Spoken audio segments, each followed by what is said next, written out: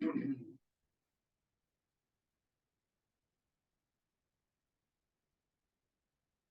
pues muy buenos días.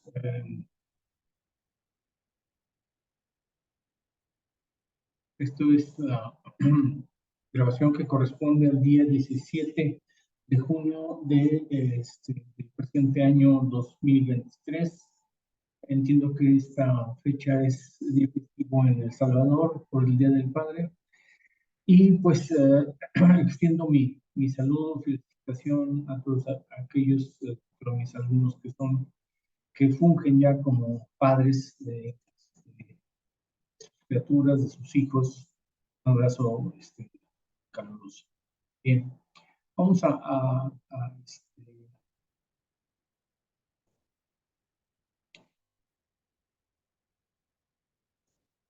dar inicio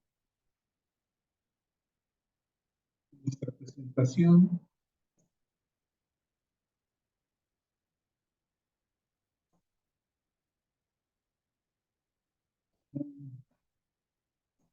Vamos a dar, de hecho, como continuación de nuestra clase de la semana pasada, que tuvo algunos contratiempos, pero era ya realmente poco lo que se tenía que estar eh, dando para culminar.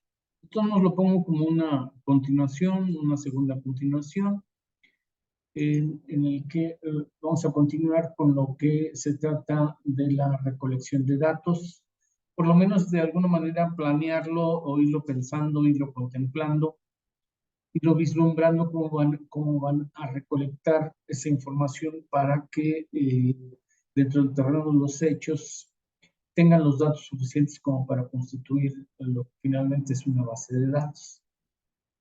Esto ya lo habíamos visto, de alguna manera lo hablábamos de que la persona que entrevista, el entrevistador debe tener claridad de lo que busca, que se busca. En este caso, muy probablemente ustedes sean los propios entrevistadores. No es lo más recomendable en virtud de que esto puede generar sesgos al momento de adquirir esa información.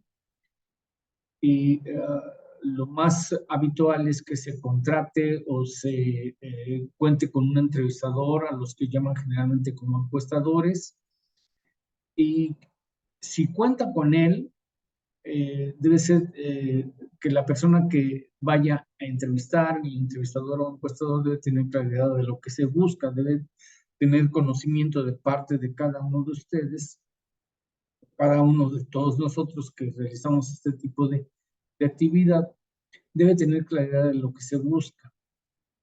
Así como dice el siguiente punto, dice el entrevistador debe conocer a sí mismo para poder entrevistar. En esto se habla de que hay formación, intelecto, educación y emociones que debe reconocer el entrevistador, porque eso podría afectar la entrevista, más cuando se trata de una encuesta, porque el cuestionario, bueno, queda en manos del entrevistado o del cuestionado.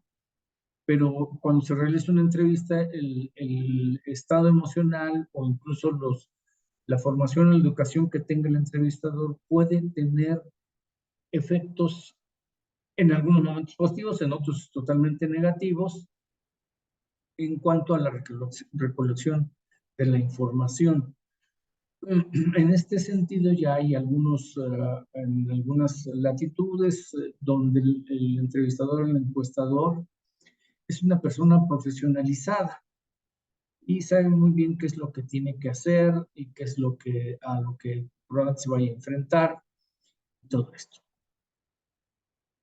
De todos modos, decimos que todas esas características serán un filtro de lo que escucha a lo largo de la entrevista. Es muy probable que mucha de la información que esté recolectando, en buena parte no sea, quizás en el entendido de que, sobre todo en las que se llaman las preguntas abiertas, de que haya cierta información que no es precisamente del interés de la de la investigación y que por eso se les dice, bueno, es un filtro, ¿sí? O bien que dentro de esa información el entrevistador lo pueda sistematizar y de alguna manera informar cuando se presentan ustedes de recolectar la información ya un poco más sistematizada sobre lo que quiere decir la entrevista. Ahora bien, lo habíamos dicho, el entrevistador debe revisar, por lo menos leer la entrevista antes de hacerla. ¿Sí? Esta es una actividad prácticamente primaria en cuanto a este tipo de actividad. En esto, el entrevistador o ustedes mismos deben analizar el motivo de la entrevista, tenerla muy clara, cómo serán las preguntas, desde qué punto de vista se van a hacer, para obtener la información que se quiere recolectar. Y otro dice, bueno, un factor importante es que se debe establecer empatía entre ambas entes, ¿no? Entre los entrevistados, sí, y el entrevistador. Y que cuando se culmine, cuando se concluya, que la entrevista sea satisfactoria para ambas partes. Es común que al término de la entrevista se le diga, ¿quiere agregar usted algo más? O el entrevistador citarle, permítame hacerle otra pregunta más o que me aclare tal punto o lo que sea. Entonces, es finalmente el querer lograr la satisfacción entre ambas partes.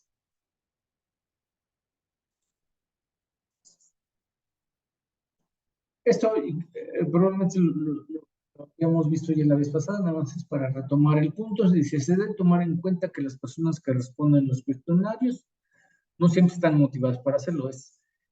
Puede ser gente muy ocupada, gente que se encuentra trabajando, gente que tiene otro compromiso, ¿sí? O simplemente le genera poco interés estar respondiendo, por ejemplo, cuestionarios. Y por lo tanto, se debe tener un buen diseño y con preguntas de importancia. En esto también es en lo que decíamos de tener ensayos de campo, ¿sí? O estudios piloto o ensayos piloto donde podamos ver si el cuestionario es demasiado prolongado o la entrevista es muy prolongada, el entrevistado ya contesta lo que sea, con tal de que ya se termine ese cuestionamiento. Y en eso, pues, debe tomarse en cuenta de que quizás sea una de las cosas más importantes, sobre todo cuando se aplican este tipo de herramientas. Hay ciertos lineamientos que se pueden seguir, como lo habíamos dicho, sería disponer de espacio adecuado para las respuestas, ya sean abiertas o cerradas, porque a veces ¿sí? Las cerradas cuentan con espacios que únicamente se deben palomear, tachar o marcar. ¿Sí? Entonces deben tener el espacio adecuado. Vamos a ver un ejemplo muy pequeñito, pero que habla sobre esto. Se recomienda, como dice ahí, usar círculos o cuadros para que las respuestas puedan ser marcadas. Y lo más importante quizás, mantener un estilo consistente. No podemos empezar con un estilo y terminar con otro, uno muy coloquial y finalmente uno altamente técnico. No, que sea más o menos parejo, ¿sí? Que tenga, que conserve ese estilo y que sea consistente. Con identificación del cuestionario, que tengo el título, que un cuestionario para de qué o para qué es, ¿sí? Y sus instrucciones. Y sus instrucciones. A veces en esto es importante cuando hagamos esos ensayos de campo o esos estudios pilotos donde nos podemos dar cuenta si realmente las instrucciones están siendo comprendidas a cabalidad. En cuanto al diseño y aplicación de cuestionarios, no hay un patrón para ordenar las preguntas, ¿sí? Pero un lineamiento o un consejo, podríamos decirlo así, es plantear primero las preguntas de menor controversia. Como por ejemplo, las preguntas generales, es preguntar la edad, la procedencia, que nosotros advirtamos el sexo o que el mismo sexo lo pueda poner en el cuestionario, el cuestionado, ¿sí? Si trabaja o no trabaja, que son consideradas como las preguntas generales e incluso están reconocidas como las variables generales, que en el ámbito de la epidemiología siempre dan pauta o perfilan qué características generales tiene esa población.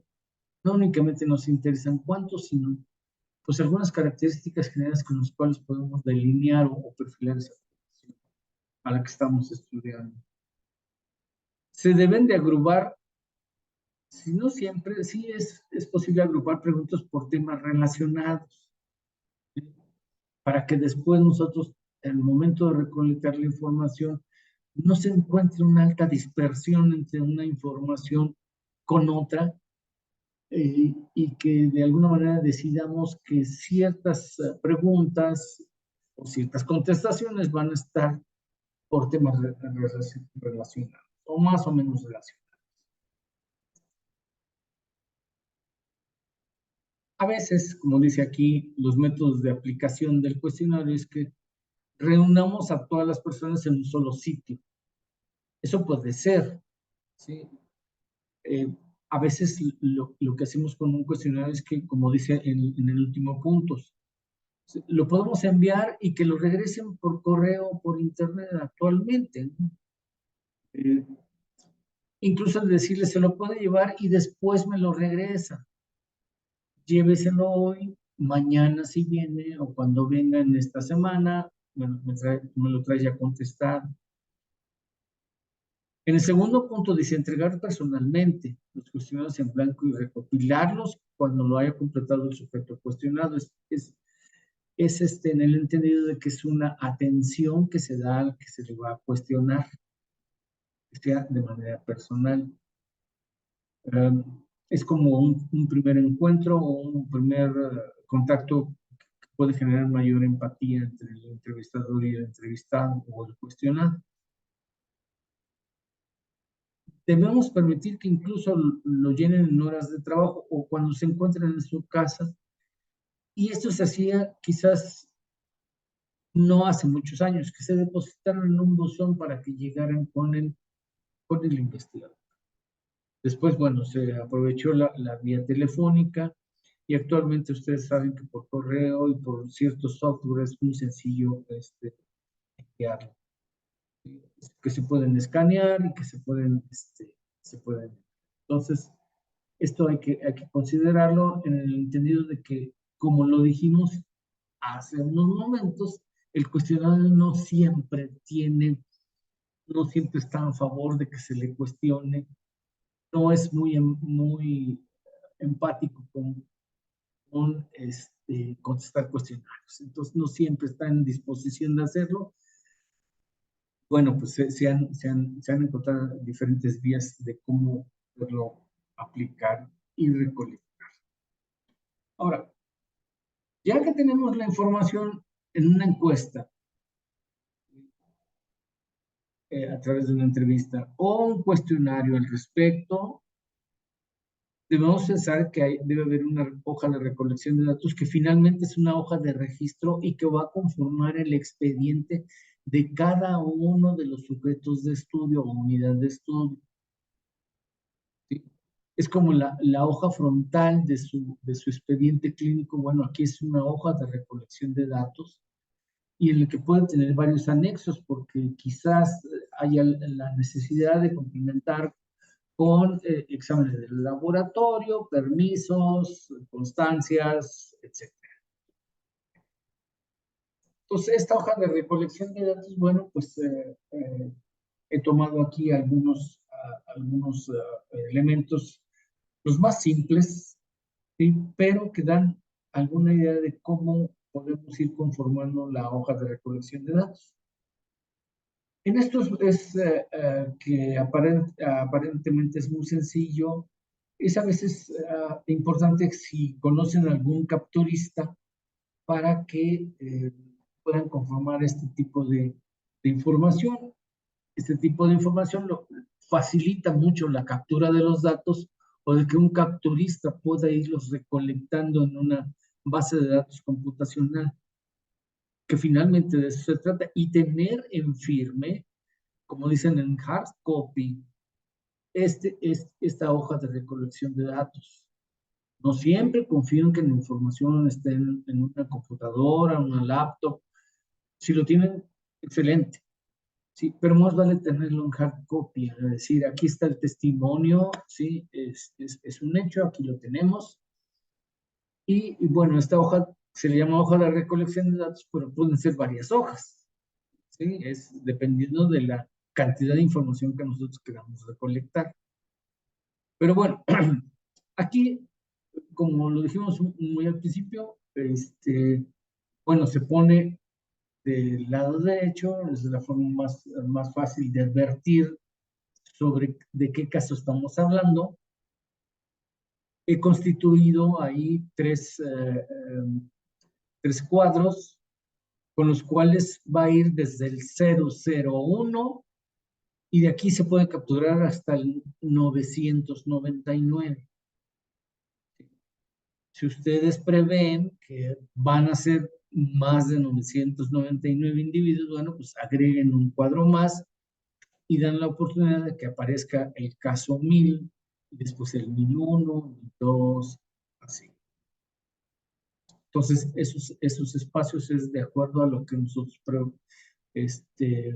prevengamos de cómo van a ir constituyéndose ese número de casos, ¿sí? Empezando con el 001. Y generalmente se empieza como cualquier otro elemento donde se tiene el sujeto de estudio, es decir, bueno, uno es obtener el nombre completo, la otra es que por cuestiones de orden ético y de salvaguardar la información que sea confidencial y todo esto, a veces nada más se toman las siglas. Ese es un consejo que les doy de que únicamente se cuenten con las siglas. De todos modos, obtener el número telefónico si es que lo permite. Y finalmente el correo electrónico. Hay algunos que dan incluso el número para WhatsApp, que es el número telefónico, pero no es el fijo, es el teléfono celular, ¿sí? La otra es poner el municipio o código postal al que pertenece, que actualmente vive, y he dejado espacios para colocar de acuerdo a cómo sea la numeración en donde ustedes van a hacer esa recolección de datos, es decir, el número al municipio al cual pertenece. La otra es de decir que es muy probable cuando se hayan vaciado los datos encontremos ciertas inconsistencias en la que tenemos nosotros que nuevamente ver cómo están esos datos en su hoja de recolección de datos, porque no es raro que se aparezcan este tipo de inconsistencias. Y entonces hay que limpiar esa base de datos, encontrar aquellos casos donde no está bien recolectado el dato, y la ficha de identificación nos permite nuevamente ponernos en contacto con el caso, ¿sí? O el sujeto de estudio. He entendido que no es que sea un caso clínico, sino que es el número de sujeto. Y empezamos, por ejemplo, el primer punto, esto lo saco de algunas de sus mismas anteproyectos de investigación, tienen el sexo y la forma en que finalmente lo miden es en masculino y femenino. Algo que va a facilitar la lectura por parte de la mayor parte de los softwares para estadística, incluso el mismo Excel así lo tiene, es que debemos darle números, no es un peso que se le está dando, no es un orden, es únicamente para que eh, quien esté capturando la información adjudique desde ese momento un número para que facilite el análisis posterior. Aquí ponemos que 0 es igual a femenino. No quiero decir que las mujeres valgan cero. No, es únicamente adjudicar con fines de análisis que el femenino sea cero. Puede ser al revés, no hay ningún problema, ¿no? Pero deben tener claro a quién están adjudicando, que es el cero y el uno el masculino. Tampoco estamos intentando decir de que el uno es, el masculino siempre debe ser uno. Y hasta el lado derecho aparece lo que es el cuadro donde vamos a poner el 0 o el 1. Tenemos la edad, bien sabemos que es una variable de orden cuantitativo. Y generalmente se explora que sea por años cumplidos. ¿De acuerdo? Entonces aquí la edad que estoy permitiendo en este ejemplo de hoja de recolección de datos es desde el año cero de edad, que en realidad correspondería a un año de edad, que vendría siendo con el que se inicia porque es cumplido, ¿sí? Cumplido, o desde cero si es que no lo ha cumplido, ¿no? Si es que se están tomando en cuenta sujetos, por ejemplo, de recién nacidos. Pero por lo general, si es en años cumplidos, aquí da la oportunidad de tener hasta 99 años. ¿Sí? Entiendo que es raro encontrar personas o sujetos de estudio por arriba de los 99 años. Si hay alguien de interés que esté o sepa que está en una región donde la gente es longeva, bueno, agréguenle un cuadro más porque a lo mejor encuentran personas de 100 años o más, ¿sí? Pero bueno, la cosa es considerar de que tienen la edad, la tienen que ir acomodando en esos respectivos cuadros. La ocupación, tomo un ejemplo que de alguno de los anteproyectos, de alguna manera lo tiene así adjudicado, es nada más de que lo pueda respaldar con cierta información de que por qué le interesan estos grupos. Pongo yo también algunos otros a manera de facilitar aquí el ejemplo donde pongo 0 que sean las Fuerzas Armadas o que pertenezca a las Fuerzas Armadas. El 1, esto sí lo dice el anteproyecto, no recuerdo cuál, que dice campesino, ¿sí? Y nosotros aquí le estamos adjudicando el número 1. Administrativo, el número 2. Y otros, que puede ser todos los demás, marcan el 3, ¿no? Puede ser que alguien quiera definir la ocupación como si trabaja, no trabaja o desempleado, por ejemplo, ¿no? Y entonces serían 0, 1 y 2, donde 0 es el desempleado. O sea, se me ocurriría pensar que el desempleado es 0, el que no trabaja es 1, ¿sí? Y el que trabaja es 2, en el entendido que quizás está definiéndose el trabajo porque existe un contrato por escrito o verbal donde se le va a dar una remuneración, ¿de acuerdo? Eso depende de dónde o de qué fuente van a definir ocupación. Muchas veces, muchos metodólogos dicen, no es cuestión de preguntar lo que sea, sino para qué se pregunta. Si ustedes no encuentran alguna razón suficiente como para incluir alguna de estas variables que se consideran como generales, es decir, ocupación, ¿realmente me interesa la ocupación? Por ejemplo, la procedencia, la pertenencia a alguna etnia, puede ser interesante, sí, pero hay que pensar no únicamente el de explorar por explorar, sino ¿para qué lo estamos explorando? Todo es en función para facilitar la información que se va a recolectar. ¿De acuerdo? Llegamos a un punto importante, por ejemplo, el punto 4, donde dice diabetes mellitus tipo 2. Ahí es una cosa determinística, si se tiene o no se tiene en función de una batería de estudios clínicos y de laboratorio que permiten establecer ese diagnóstico. O si en algún momento se sujeta a lo que dice una asociación, es frecuente que se diga la American Diabetes Association, dice que debe de ser esto para declarar a alguien como portador de diabetes mellitus tipo 2.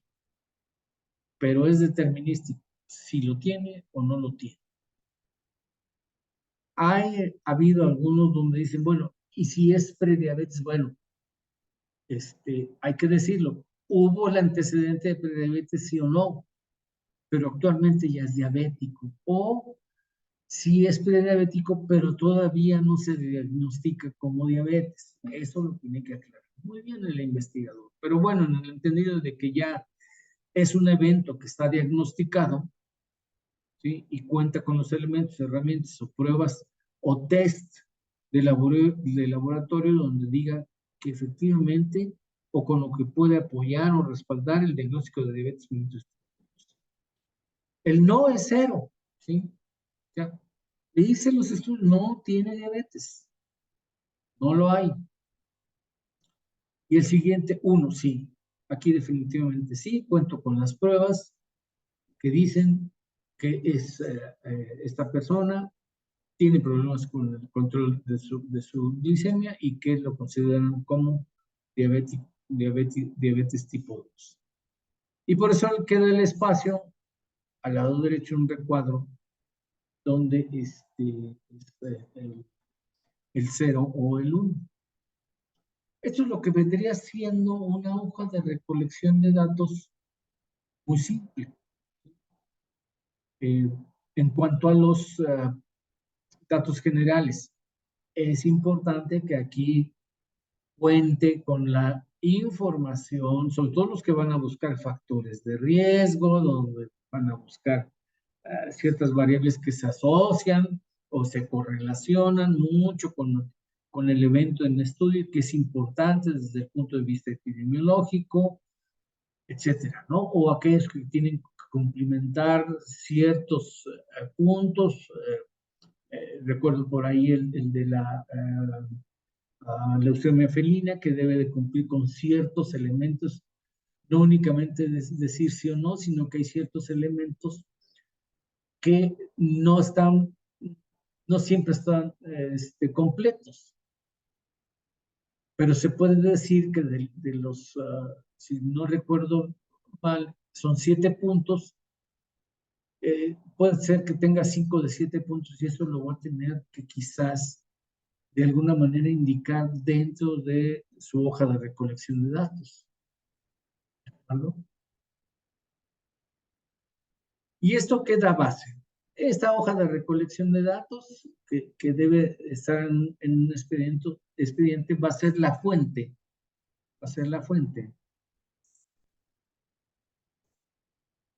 para la construcción de la base de datos. Casi siempre empezamos con lo más simple, es una hoja de Excel. Abrimos ese libro de Excel, empezamos con la primera hoja, ¿sí? Donde vemos, por ejemplo, aquí todo lo que recolectamos en nuestra hoja. Tenemos el número de caso, sexo, edad, la ocupación, la presencia o no de diabetes mellitus, etc. Lo que debemos tener claro es que cómo se ha codificado esa información. No que exista en su, en su hoja de Excel, lo pueden tener en otra hoja y decir, la codificación es esta. La codificación es esta. O quien se vaya a hacer cargo de la captura de esta información, como ustedes saben, existen los capturistas, estos que muy fácilmente obtienen esa información ya codificada y la vacían en una hoja computacional como esta.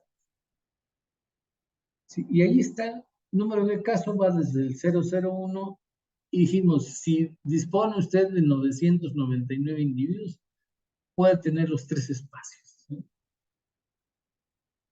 Y hay que ir previendo de que quizás veamos más de 99 individuos, por eso son los 3 espacios que vimos anteriormente. El sexo de cada uno de los casos o cada uno de los sujetos ya lo tenemos codificado. Vean, del lado derecho dice el sexo, 0 es femenino, 1 masculino. ¿Sí? Y se van juntando los ceros y los unos porque estos softwares lo que hacen es que suman o hacen la lectura del número no como de una manera cuantitativa, no, la suma de ceros da 0, ¿no? Y de los unos, bueno, lo que tengan que dar, sino cuántos ceros son y cuántos unos son. En función de eso se puede hacer. Y de alguna manera la transformación de decir sexo, que ya sabemos que es una variable en escala nominal, a lo que podemos llegar es a establecer proporciones. Y podemos establecer razones. Tantos hombres por tantas mujeres, o al revés, tantas mujeres por tantos hombres. O son 3-1, 4-1, lo que sea. Eso es dependiendo de la calidad también o del poder que tengan los softwares a los cuales ustedes van a utilizar. Pero de hecho, la primera es la hoja de Excel porque es relativamente amigable y que se puede exportar a otros softwares. Aquí la edad, bueno, pues está muy claro de que dice la edad es una cuantitativa continua. Dijimos, la edad, aunque se está dando por años cumplidos, se le ha manejado como una cuantitativa continua, cosa que no es una cuestión discreta, porque son años cumplidos. Pero bueno, son de las cosas en las que el gremio o la masa crítica se ha ido hacia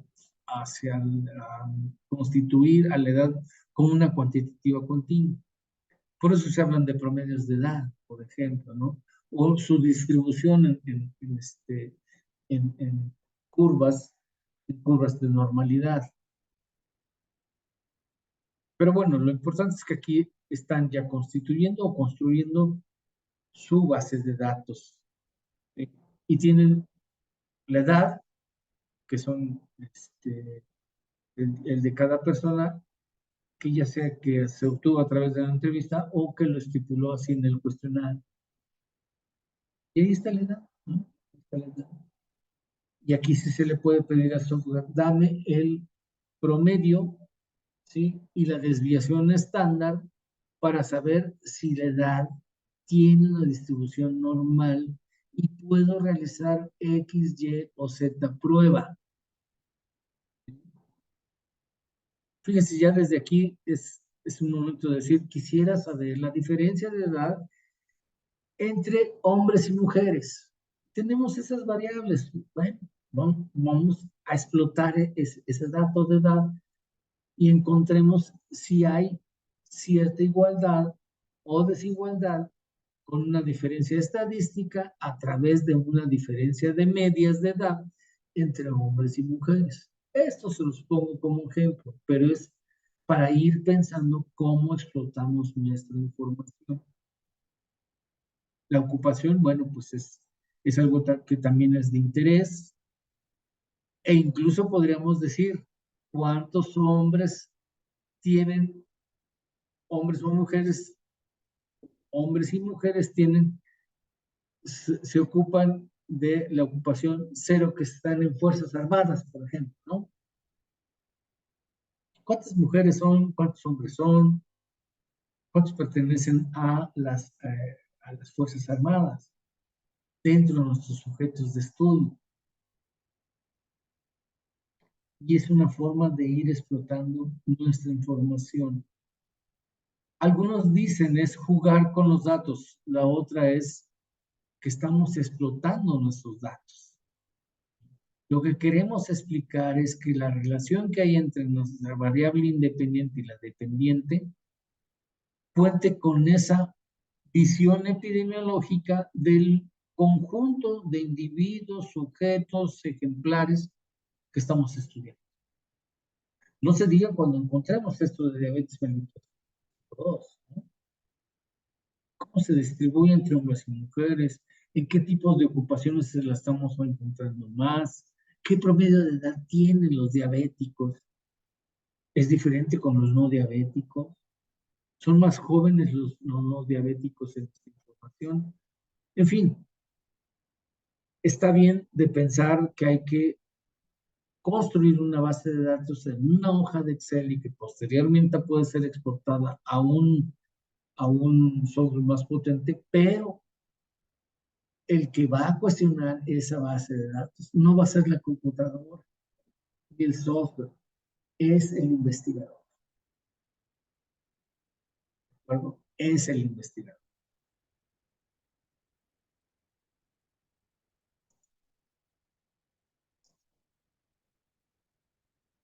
Aquí hay unos consejos generales que les quisiera transmitir, ¿sí?, en cuanto a la explotación de la base de datos.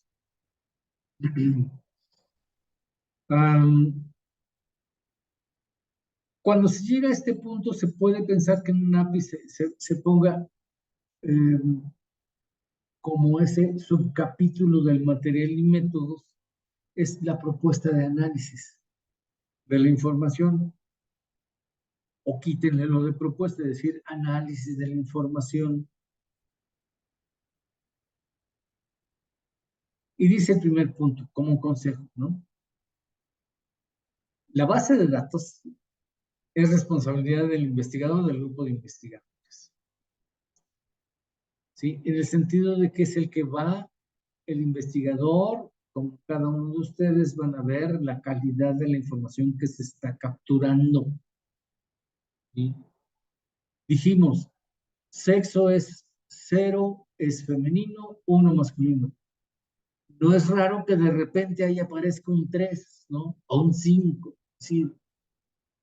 A ver, la computadora lo va a tomar en cuenta, ¿sí? ¿Cuántos 5 hay? Es decir, pues que no tenemos esa forma de medir esta variable. Es masculino o femenino. No hay más, y es 0 o 1. No puede haber 5 o más, ¿no? Por lo menos llega hasta el 9 porque nada más es un solo cuadrito. Entonces, el investigador siempre debe darse espacio para saber la calidad de la información que que se está recabando, o la que se va a explotar, o la que ya se está explotando. Y hay ocasiones donde dicen, hay que limpiar esa base de datos porque tiene contestaciones que no están bien recolectadas. ¿Sí? Ahora, la explotación va también dirigida inicialmente a contestar la pregunta de investigación. Sabemos que la investigación de cada uno de ustedes es que intenta correlacionar al menos 2 variables. Pero ¿qué pensamos? Que dentro de esa dependencia de variables hay covariables que deben de tomarse en cuenta y que sea una información importante y que sean posteriormente generadores de nuevas preguntas. Dice, la propuesta, o sea, de análisis, estará dirigida a qué análisis debe de proceder y o qué tipo de prueba de hipótesis se debe de aplicar. Es deseable, dice el punto de esta, es deseable que el investigador se vea asesorado por expertos en bioestadística. Eso siempre es muy bueno, pero el bioestadístico no va a hacer las cosas. en un momento dado las hace si ustedes le indican qué hacer. El bioestadístico está dispuesto a ayudarlos, pero está esperando que le dé la indicación de qué va a analizar, qué quieren de esta información, qué debo yo explotar. No es infrecuente, quizás ustedes lo hayan oído, decir, crúzame toda la información por toda la información. ¿Para qué? Eso sí es buscar una serendipia, buscar algo en un pajar que no sabe qué es lo que tiene que buscar. Ese tipo de posturas, al menos en la metodología cuantitativa, no es válido.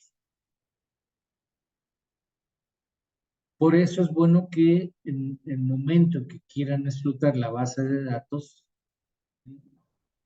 tengan la información resguardada, lo tengan en un software que les pueda ayudar un bioestadístico o que aprendamos o que nos capacite cómo hacer, pero la forma de explotarla no es tarea del bioestadístico, es del investigador. Por eso también dice, el considerar un curso apropiado del software a utilizar.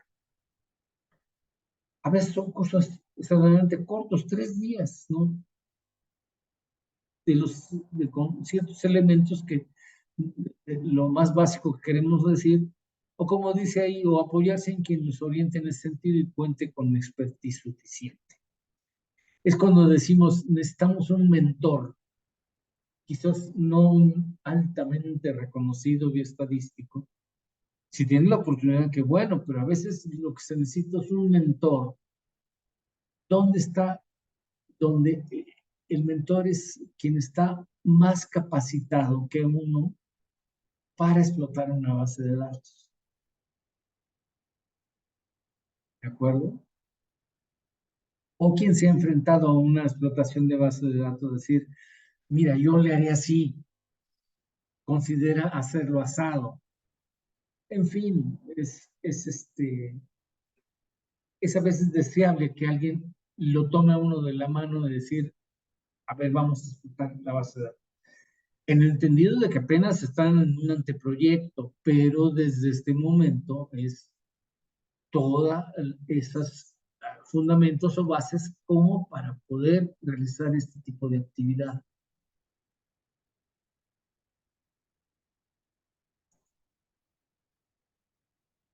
Como dice, de manera general, el capítulo de propuesta de análisis en un anteproyecto no es exigible que sea muy sofisticada esa propuesta, apenas la estamos empezando,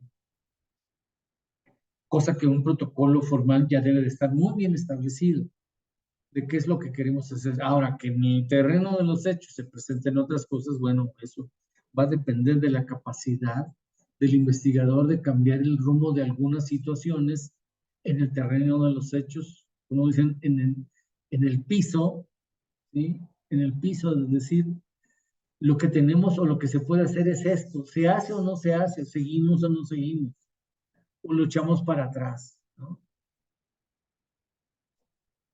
Es esto a lo que me quiero dirigir, de que no es exigible en un anteproyecto de investigación, pero sí es importante que lo tengan en cuenta. Todo lo que se hizo previamente, si ustedes lo recuerdan, se empezó con la parte creativa, con la pregunta de investigación, la hipótesis en las cuales era requerida, en el objetivo. Algunos tuvieron el atrevimiento de dar objetivos específicos, ¿sí? Después vino la parte técnica, dura, rígida del método para contestar la cuestión creativa. Y después llegamos también a la parte donde sí puede ser también un tanto creativa, pero es pensando qué van a hacer con la información para contestar su pregunta de investigación. Es, por así decirlo, el epílogo del material y métodos. Toda la estructura que quisimos decir de población de estudio, de lo que quisimos decir del diseño del estudio, todo eso y de nuestro listado de variables para acabar en una batería de información que está recolectada en una hoja de recolección de datos. Como dice ahí, en una API al menos debe de señalar que se realizará análisis univariado de todas las variables a explorar, sean nominales, ordinales o de escala continua o discreta. ¿Sí? Se puede hacer ese análisis de cada una de las variables, por eso se le denomina como univariado. Así como que se realizará, bien, vayan pensando en un análisis bivariado o contar con dos grupos de análisis en las variables de cualquier escala y tomando en cuenta la posibilidad de estratificar lo que decíamos, bueno, tenemos la variable edad, quiero conocer si hay diferencia entre las medias de edad entre hombres y mujeres, o la edad entre diabéticos y no diabéticos, la proporción de hombres y mujeres entre diabéticos y no diabéticos. Ese es un análisis bivariado. ¿Sí? Es casi el inicio de la explotación de la base de datos. Y se puede colocar así, puede ser de interés de hacer este tipo de análisis bivariado. Del mismo modo, si se identifican tres grupos de análisis, ¿sí? Lo que decíamos en un momento dado, por el tipo de ocupación, donde hay más diabéticos, por el tipo de ocupación que nosotros de alguna manera definimos entre nuestras variables. La edad de cada personaje que está trabajando en las diferentes ocupaciones.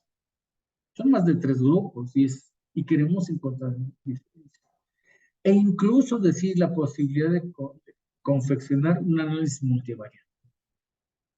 Yo veo que algunos de ustedes ya tienen información más que la básica, como para ir pensando en un análisis multivariado. Si se atreven a hacerlo, claro, es importante que se pueda expresar y comprometerse que es lo que se piensa hacer.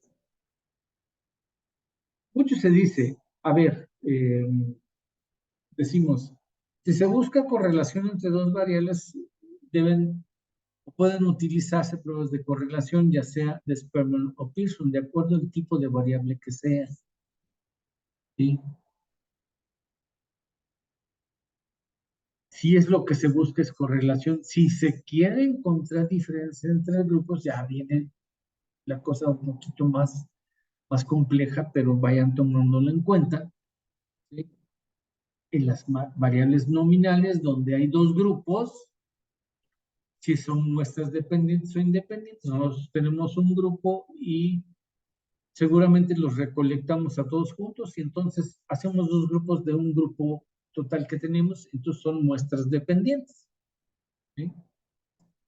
Si nosotros buscamos dos grupos por separado, puede llegar a ocurrir cuando hacemos estudios de casos y controles, ¿sí? Que formamos dos grupos, son muestras totalmente independientes. ¿Sí? O aquellos en los que están buscando tres o más grupos, son de más alta complejidad, pero bueno, si son nominales, son muestras dependientes y son dos grupos, la prueba que se utiliza, como dice ahí, es la prueba de chi cuadrada. Si son muestras independientes, hay que ver McNemar.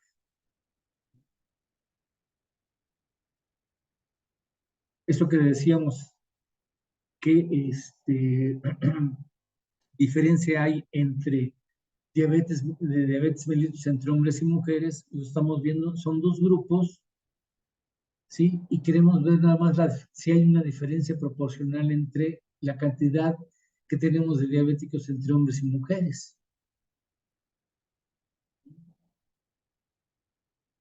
Lo mismo puede pasar en donde decimos la presencia de diabetes mellitus es si tienen diferenciación por el tipo de ocupación que tienen,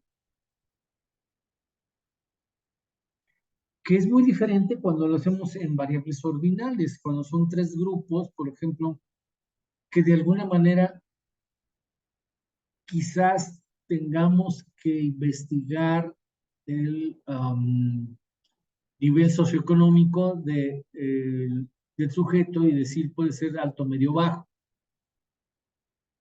Son 3 grupos, lleva un orden esa variable y ver si hay diferencia, ¿sí? De esos 3 grupos entre cierta situación, como puede ser el caso de diabetes, ¿sí?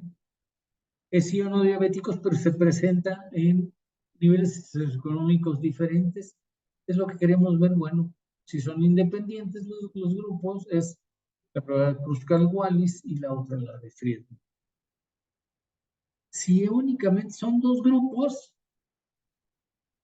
pero son ordinales, como pueden ser aquellos que decimos diabéticos, en control y sin control, ¿no? O como hay un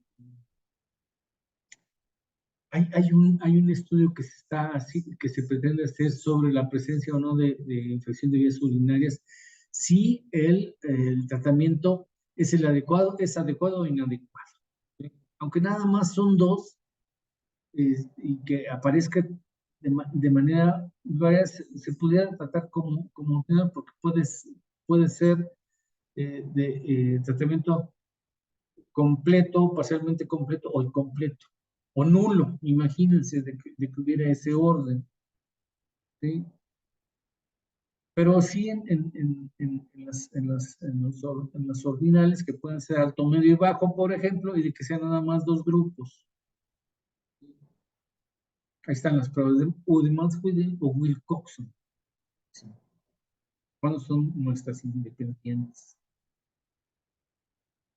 Las variables continuas, por ejemplo, dice T para muestras dependientes. Si son nada más 2 grupos.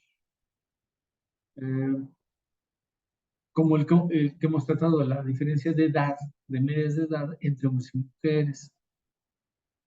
Y la T para muestras independientes cuando son recolectados de esa manera. Cuando son manejados por 3 o más grupos, bueno, se hace lo que se llama un análisis de varianza para muestras independientes o para muestras dependientes. Pero para esto se debe tener mucha claridad de, primero, nuestras variables de qué escala son y de que si queremos encontrar diferencias, como dice ahí, entre grupos, entre 2 o 3 grupos o más. Y si no, si lo que pretendemos es una correlación, ¿sí? Esa correlación que puede ser a través de las pruebas de Sperman o de Pearson. Pero para esto es bueno contar con una hoja de recolección de datos que den esta información y que después se puedan traducir y codificar, ¿sí? En una base de datos.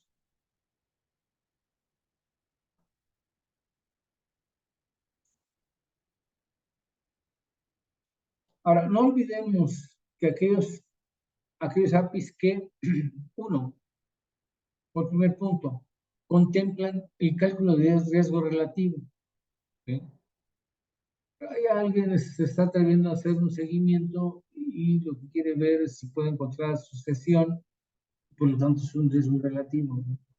Eso es al menos la apuesta del autor o autora.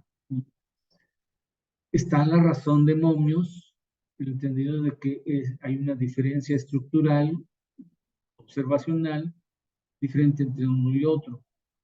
O la que se llama razón de Momius de prevalencia, prevalence odds ratio, que es No fue estructurado precisamente como de casos y controles, pero podemos ver o querer asociar algún factor en función de que se pueden conformar los grupos que estén expuestos o no expuestos a cierto factor de riesgo. Por supuesto, el cálculo de intervalos de confianza, que también se los puede dar cualquiera de estos softwares de bioestadística.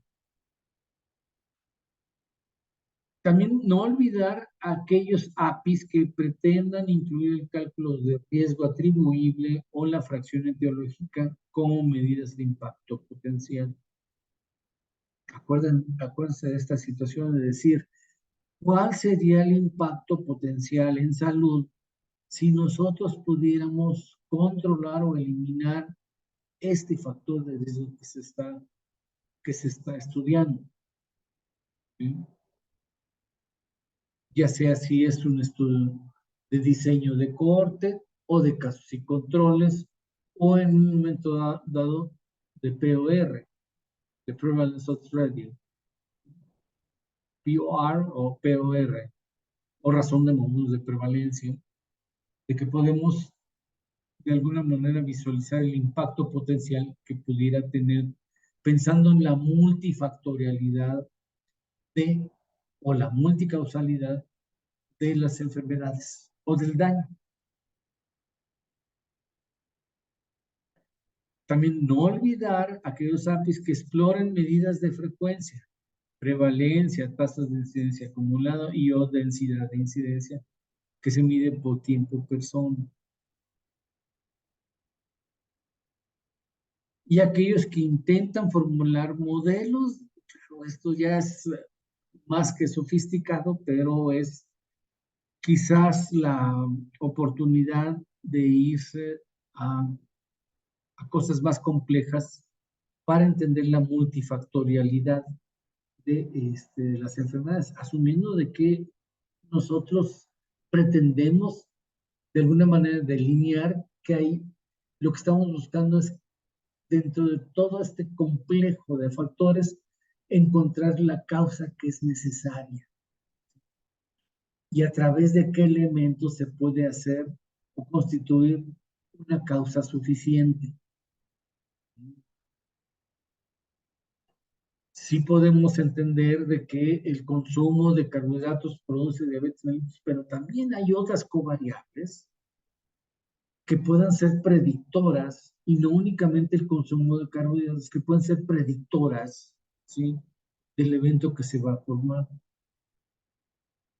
En esto llegué yo a pensar, a decir, pueden imaginar de aquellos individuos que tienen este tipo de factores y que lo van a llevar por predicción a intentar el suicidio. Es a través de estos modelos, es decir, seguramente hay modelos que nos van a llevar al intento de suicidio y hay otros que definitivamente hay otras covariables que probablemente se puedan potenciar. O bien, de alguna manera, contener, manejar o eliminar y sean parte del impacto potencial que estamos buscando. En un evento que es definitivamente con altos grados de fatalidad, ¿no? Bien, con esto pues llegan ya al punto de la análisis, que es a lo que más se puede contener en un anteproyecto. Todo esto se va a ir endureciendo conforme vayan formalizando sus respectivos protocolos. Lo que vemos hasta el día de hoy es lo que debe de contener y que seguramente va a haber cierta eh, postura crítica de decir si existe cierto dominio sobre ciertos contenidos que debe tener un anteproyecto de investigación.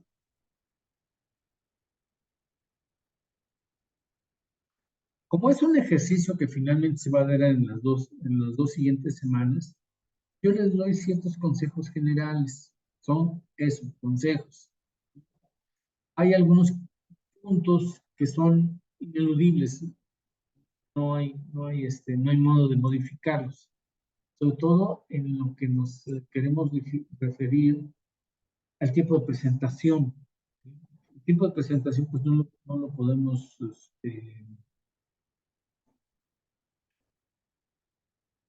perdón,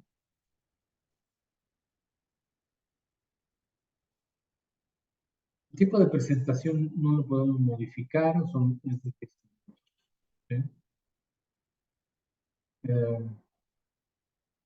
Y que disponer nada más de 10 minutos, no hay más, ¿no? No hay más.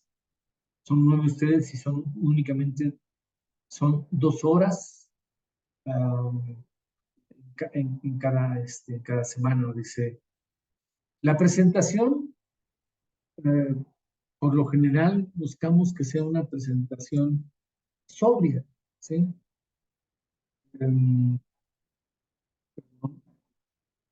Se está soltando, ya dice. Sea una presentación sobria, no adicionen imágenes que intenten hacerlas llamativas, no es una presentación en lo que en lo llamativo va a ser lo más,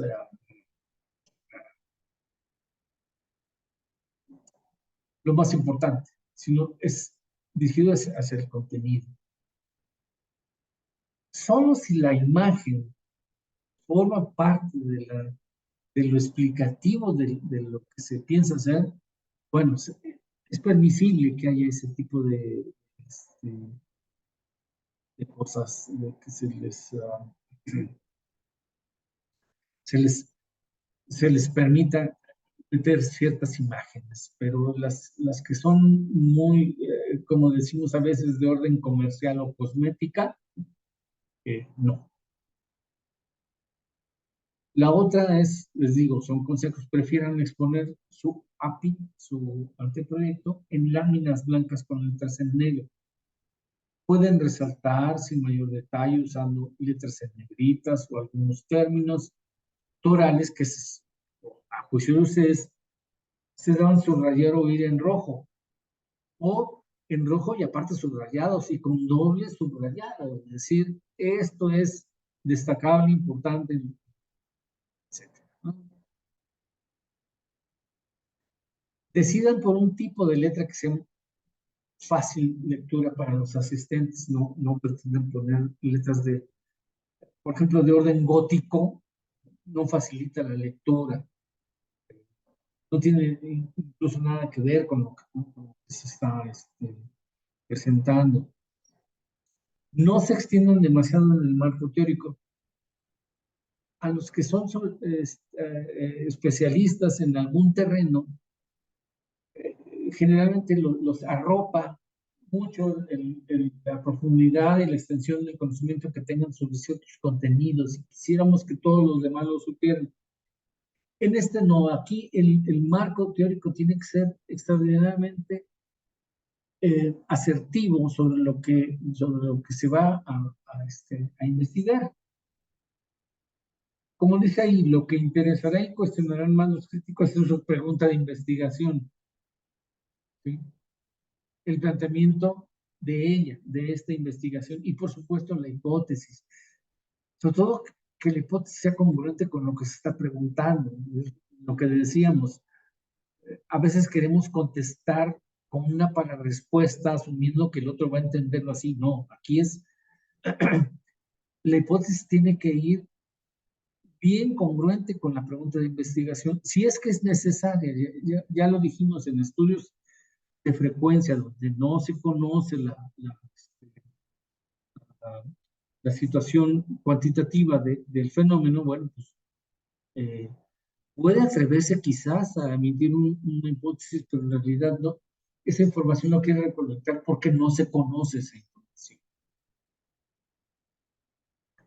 Y sobre todo, bueno, al crítico le interesa porque es la conjetura que tiene el investigador sobre lo que se está preguntando. Es incluso pensar en el objetivo general.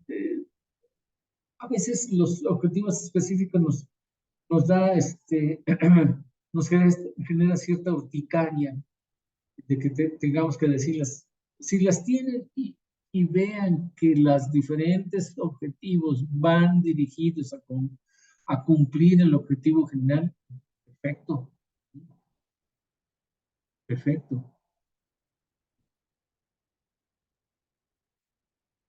Por supuesto, lo del planteamiento es importante, o la justificación es importante porque está hablando de la pertinencia de la investigación, o sea, qué beneficios se van a obtener si nosotros investigamos tal o cual fenómeno, o tal, o tal circunstancia, o tal evento, o tal asociación o correlación. Qué se puede obtener? Eh, Se va a disminuir ese vacío de conocimiento, no digamos de que vamos a llenar ese vacío, ¿no? Es decir, contribuir a que ese vacío de conocimiento sea menor, o conocer con mayor entendimiento de orden científico de por qué se están dando las cosas de esta manera. Ahora, los componentes del capítulo de material y métodos es un punto donde advertirán la crítica más, quizás más severa. Deben definir, y ustedes lo saben bien, lo más claro posible su población o los sujetos de estudios o las unidades de estudio. Sean muy cuidadosos en la descripción de sus criterios de selección. Ya los dijimos, sus criterios de inclusión, exclusión, eliminación. ¿Sí? Los de eliminación en ocasiones no son quizás los más destacados, sino los de inclusión. Y pensando en aquellos de exclusión, no que sea lo contrario de los de inclusión. ¿Sí? Si vamos a admitir nada más puras mujeres, no es necesario decir voy a excluir a los hombres, ¿no? Pues no, ¿verdad? Voy a incluir únicamente individuos menores de 40 años, no quiere decir que voy a excluir a los de 40 y más, sino a pesar de tener los 40 años que tienen, a pesar de que únicamente estamos incluyendo mujeres, ¿cuáles mujeres o cuáles grupos de edad, pese a tener este criterio que asumimos desde la inclusión, no los dejemos entrar? O porque tiene una covariable que me hará definir poco mi evento. Otra covariable que me pudiera alejar de la verdad o sesgar en mis resultados. Hay situaciones de normalidad en las que se pueden dar y que decir, bueno, sí es mujer, pero ahorita está embarazada. O tiene una enfermedad infectocontagiosa crónica, ¿sí? O está transcurriendo con una enfermedad crónica y degenerativa que puede modificar mis resultados. Esas situaciones son las que hay que estar considerando. Tiene cierto grado de invalidez que no me va a permitir incluirlo dentro de mi estudio. Pese a que cumple todos estos criterios de inclusión, pero si está con esto transcurriendo, no lo voy a incluir en el estudio.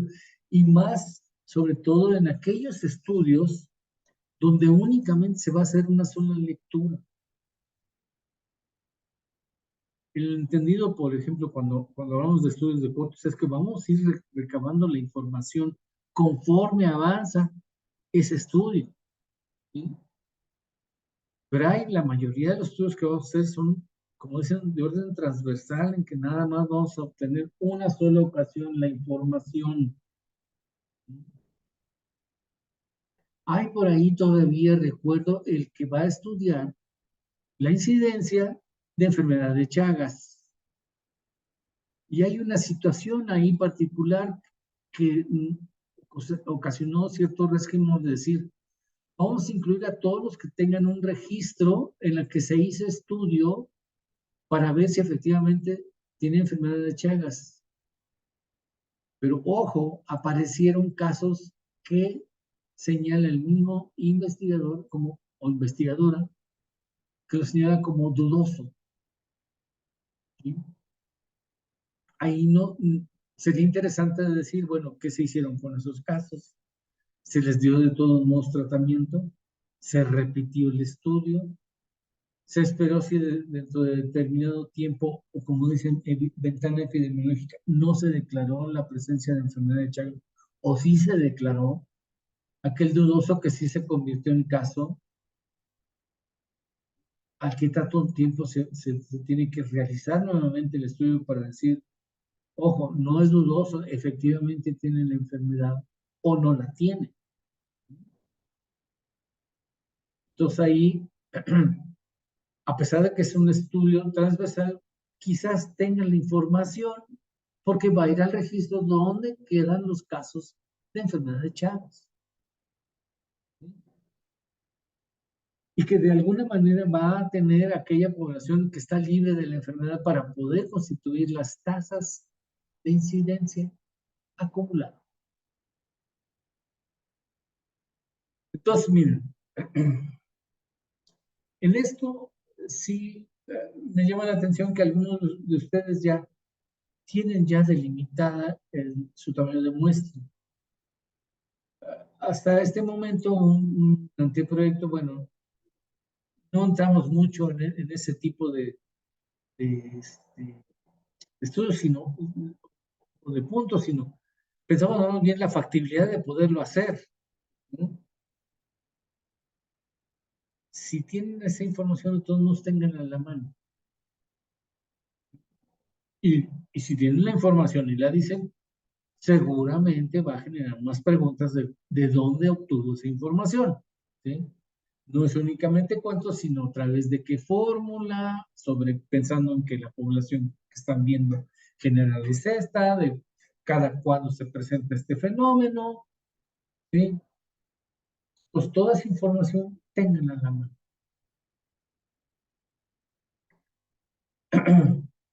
El siguiente es el del tipo y diseño de estudio. Dice, porque es uno de los puntos que serán más cuestionados para ver, o sea, quien lo va a cuestionar es para ver si posee cierto dominio de sus elementos. ¿Sí? A ver, está haciendo un caso y a ver, explíqueme cómo es su estudio de caso, qué es caso y qué es control, ¿no? ¿Cómo lo piensa constituir? Va a hacer de casos y controles sobre qué grupos va a decidir que sea caso y cuál control. El crítico o el investigador va a ir para saber si sabe cómo constituir ese diseño de estudio, o por lo menos las bases, ¿no? En realidad, ustedes no van a ser metodólogos, van a utilizar la metodología que se utiliza por una pregunta de investigación que tienen. Pero sí es importante de que conozcan o que dominen ciertos elementos de los diseños, del tipo de diseño que piensan realizar. Yo por eso les pongo aquí, es decir, si cuentan con un diagrama de flujo, ya no digamos un buen diagrama de flujo, de alguna manera el, el que esté analizando su anteproyecto se da bien cuenta qué es lo que piensa hacer en el terreno de los hechos. ¿Eh? Y con ello va a ser más fácil de que se entienda qué diseño de estudio va a realizar, cuántos grupos va a haber, ¿sí? Si es un estudio de seguimiento o no es de seguimiento y únicamente se hace un estudio transversal donde la información se quiere obtener de manera retrospectiva.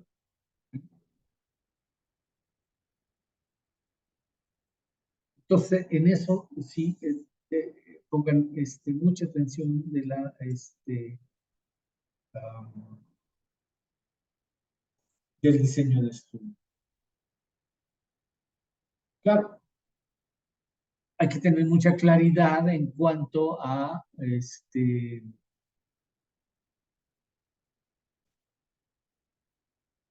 cuanto a la relación de variables, cuál es la independiente y cuál es la dependiente. Eso sí, ténganlo en mente, ténganlo a la mano.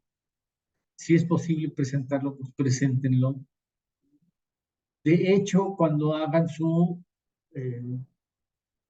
diagrama de flujo, es pretendidamente también para ver quién depende de quién, ¿no? Es probablemente que ustedes vean ya efectos y quieran ver las causas, ¿sí? O bien que tienen población que se está exponiendo a cierta causa y que piensan ver el efecto más adelante, ¿sí? Claro, ante la situación que ya conocemos, que los estudios de seguimiento, lo costoso y el tiempo que consumen es largo o relativamente largo, es preferible hacer estudios que sean de forma retrospectiva, transversal, de una sola lectura, ¿sí? Porque no nos queda más, ¿no? No nos queda más. Y que generalmente nuestras fuentes van a ser fuentes primarias, van a ser individuos. En el caso, por ejemplo, de la enfermedad de Chagas, este van a ir al registro, a un documento, no van a ir con los individuos. Ojalá tengan los medios para ir por todos los individuos, ¿no? Eso le quita factibilidad al estudio, pero afortunadamente hay un registro, entiendo que hay un registro general en El Salvador donde están contenidos de los últimos 5 años de la enfermedad de Chagas. En cuanto a su lista de variables, eso sí, y con las que les van a dar el panorama epidemiológico y que por eso puede explicarse de que por qué se debe analizar el sexo, la edad, la ocupación y otras variables, ¿sí? Algunos, como decimos, son de orden general y otras son covariables en las cuales seguramente in, intervienen, o como dicen, son variables intervinientes en esa dependencia de variables de independiente y dependiente, o explicativa y respuesta.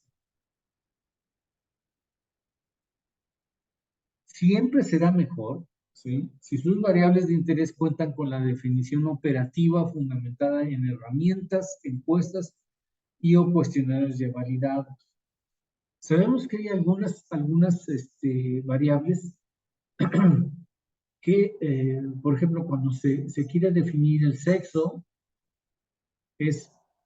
o es el que se asume, presenta o tiene el entrevistado, o el entrevistado se le ajustó a decir si es hombre o mujer.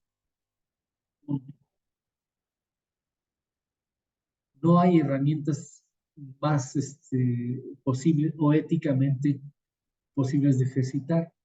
El día de hoy estaba escuchando que hubo ciertas jugadoras suecas que se tuvieron que someter a que un grupo definiera si eran verdaderamente mujeres y les pidieron que se retiraran la ropa.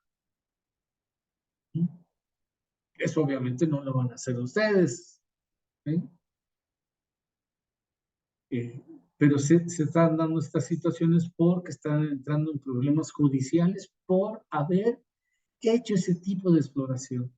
Voy de acuerdo, eso dio dureza a decir que efectivamente eran mujeres, pero ustedes saben que muchos de ellos más bien el análisis es porque se hace un estudio de DNA mitocondrial para definir si son hombres o mujeres.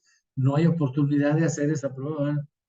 Usted dígame si es hombre o mujer, o yo me percato si es hombre o mujer, punto. Ustedes saben bien que antes se llegó a utilizar esta prueba de estudios de DNA mitocondrial para definir si efectivamente la persona o el atleta era mujer, ¿sí? Pero bueno, aquí es un anteproyecto, ¿no? Y su definición operativa, bueno, en ese tipo de casos está bien. Igual con la edad, ¿no? Igual con la edad es la que refiere el individuo. Difícilmente le vamos a decir, présteme su acta de nacimiento para ver el día exacto en que usted nació. No caigamos en eso. Es muy importante, dice el siguiente punto, que sus variables de interés tengan claridad de su escala de medición. En eso sí hay que, ya que de ello va a depender, como lo dijimos anteriormente, de cómo se va a analizar, ¿sí?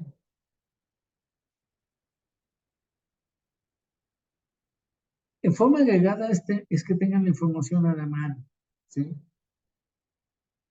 Toda aquella que ustedes consideren, incluso tener tarjetas en el momento en que están presentando esto, ¿sí? Siempre es mejor, bueno, sí que lo dominen, ¿sí? Pero en cierto modo, la información de una tarjeta nos puede ayudar a decir qué tipo de escala de mediciones es tal o cual variable, ¿no? Y de cómo lo vamos a tomar. La otra también es que dispongan de material en el momento de su presentación. Procuren anotar todas las preguntas que se le hagan, todas. La otra es que si en un momento dado no saben la respuesta, es mejor decir no lo sé, no sé.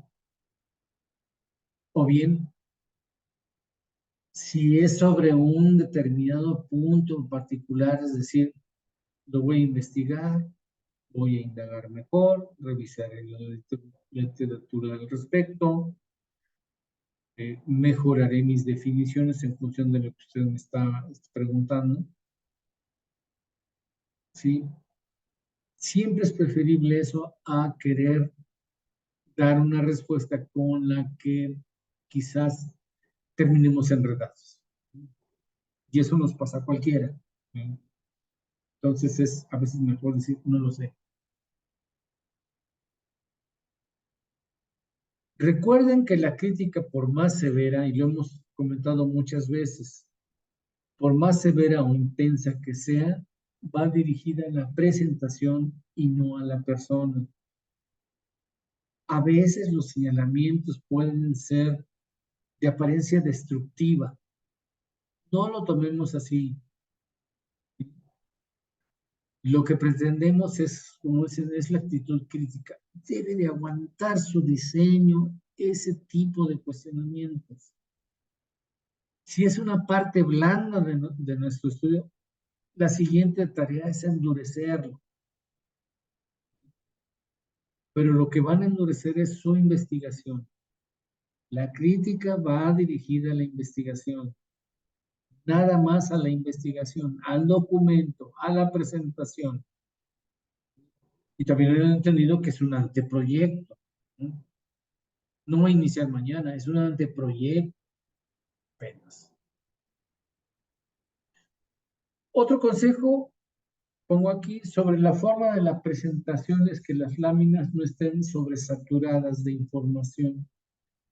Vuelvo a repetir, el marco teórico a veces es invitatorio a que el individuo que está presentando adore tanto ese o se apasione tanto por el tema que abundan información y decir, momento, ¿sabes qué? Vete al punto. Si hay una cuestión es definir qué es todo ese conocimiento enciclopédico, de todo ese conocimiento enciclopédico o lo abundante de la literatura, como dicen aquí, es ejercer la capacidad de resumen, queda en una sola oración. A veces presentamos láminas tan sobresaturadas o el texto es tan abundante que llega a ser, como dice ahí, abigarrado. Es más, ni el que lo está viendo, ni el que lo está presentando, quizás lo entienda perfectamente. La otra también, junto con esto, es de que eh, la presentación de la lámina es que nos coadyuvan a entender lo que queremos hacer. Hay cosas que en definitiva es subrayar lo que está escrito, ¿sí? Pero la otra es muy diferente a estar leyendo lo que está presentando. Bueno, ¿para qué lo presenta? Mejor dígame. En todo caso, entonces en esto es de que se utilice la presentación como base para hacer que la presentación se dé cuenta el auditorio que uno tiene dominio sobre la presentación, ¿sí? Uno domina, en cierto modo, más que el auditorio sobre el tema o tópico a tocar. Sobre todo de la originalidad de la pregunta. Sobre eso se va a ir la buena parte de la materia de cuestionamientos que se hagan a las diferentes presentaciones. Y como dice ahí, es preferible una presentación adelgazada. Si en algún momento alguno del auditorio o uno de los críticos dice, no, ya explícame tal, ahí sí. Es mejor tener la información acá dentro de nuestra batería de conocimientos, ¿sí? A querer aducir en una sola presentación la carga literaria que hay sobre el fenómeno, ¿no? Sobre la patología, sobre el daño. No. Acuérdense, son 10 minutos. 10 minutos lo tenemos que presentar. Ahora bien, el siguiente punto es, como digo yo ahí, es imposible que el crítico sea experto en todos los temas, no. El crítico se vuelve así porque cada vez entiende que debe ser lo más agudo posible para ver si que lo que se presenta es consistente, es congruente, biológicamente plausible o factible desde el punto de vista metodológico. Uno debe ser absolutamente agudo con eso. Cuando ustedes obtengan ya su título como maestros de epidemiología, sobre ellos se van a ir. Difícilmente van a ser expertos en todo lo que quiere cubrir la epidemiología, pero tienen un vocabulario que los hace poder entender el todo. Nada más es cuestión de que me expliquen de qué se trata. Igualmente es aquí. Esto es básico, ¿sí? Que sea consistente, congruente, biológicamente plausible y factible. Y factible. Esto acuérdense de Finner y de los otros epidemiólogos. Bradford Hill, acuérdense, Bradford Hill de causalidad, dice, uno de los criterios de causalidad es que sea biológicamente plausible.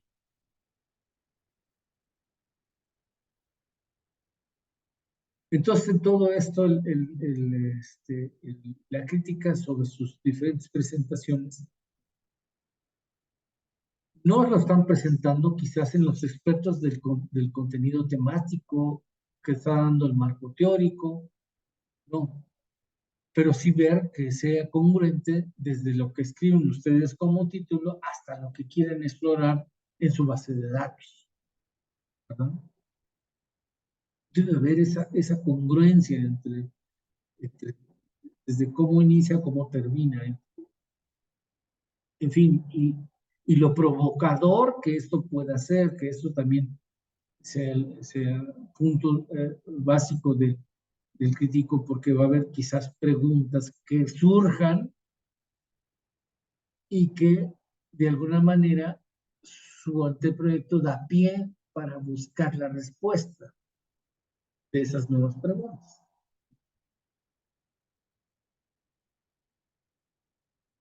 Ahora bien, finalmente, como dice, la presentación del API es un ejercicio de los muchos que habrán de exponer.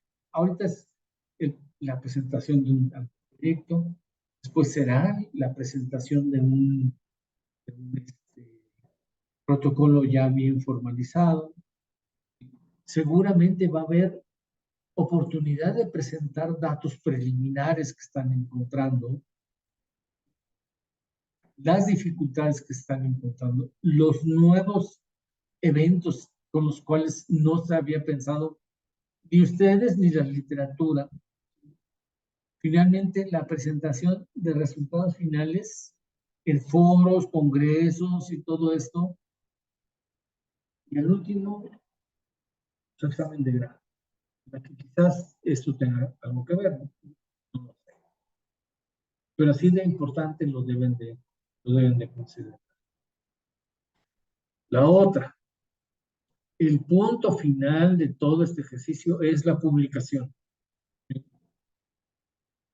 Hoy de acuerdo que tienen que constituir una tesis, deben entregar los legajos, deben de presentar los documentos, el testimonio de que ustedes hicieron, culminaron este anteproyecto que empezaron en este año del 2023, pero que finalmente lo tienen que publicar y exponerlo a la masa crítica de muchos lados, ¿no?